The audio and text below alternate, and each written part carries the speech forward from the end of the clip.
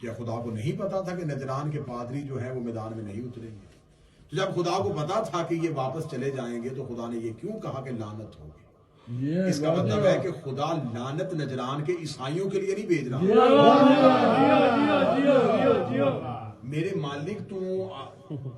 آل محمد کے بارے میں مولوی بحث کر سکتا ہے، یہ غیب جانتے یا نہیں جانتے، اللہ کے بارے میں تو کوئی بحث نہیں کرتا، اللہ کے بارے میں تو کسی کا عقیدہ دوسرا نہیں ہے۔ وہاں تو سارے کہتے ہیں وہ غیب کا مالک ہے، وہ غیب کا خالق ہے، وہ غیب جانتا ہے۔ جب وہ غیب جانتا ہے، اس کو پتا تھا عیسائیوں نے بحث نہیں کرنی، تو پھر اس نے لعنت کس لیے بھیجی تھی؟ اسے خبر تھی کہ یہ عیسیٰ کے حواری ہیں، یہ عیسیٰ کے امتی ہیں، یہ کبھی بھی نہیں لڑیں گے، یہ کبھی بھی بحث نہیں کریں گے، کیونکہ انہوں نے عیسیٰ کو مانا ہوا ہے اور عیسیٰ نے علی کو مانا ہوا ہے، عیسیٰ نے حسن کو مانا ہوا ہے، عیسیٰ نے حسین کو مانا ہوا ہے۔ یہی تو وجہ ہے کہ جب آخری حجت کا ظہور ہونے والا ہوگا، دنیا میں سارا کنٹرول عیسائیوں کے پاس چلا جائے گا، دنیا میں راج عیسائی کریں گے، دنیا میں پوری سپر پاور عیسائی بن کے ابھریں گے، اور اس لیے کہ جب عیسائی سپر پاور بن جائیں گے تو مہدی عیسیٰ کو اپنے ساتھ لے کے آ جائے گا۔ جو ہی عیسیٰ دنیا میں آئے گا تو عیسائی عیسیٰ کو دیکھیں گے، جیسے عیسیٰ مہدی کے پیچھے سجدہ کر دے گا ویسے عیسائی فوراً سجدہ کر دیں گے، اور وہ یہ کہیں گے کہ ہم نے تیری وجہ سے تیری حجت کو مان لیا، اور خدا نے کہا میں ان کو اس لیے معاف کر دوں گا